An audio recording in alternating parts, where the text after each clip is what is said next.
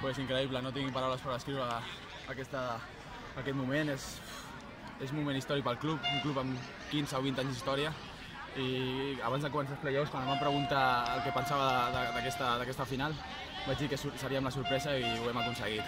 Així que estic molt content i bueno, és gràcies a tothom del club, els entrenadors, tots els jugadors, el segon equip que tenim, el femení, l'afició, els fisios, tothom. Tothom ha estat part d'aquest triomf i bueno, i ara celebrar-ho i ja està.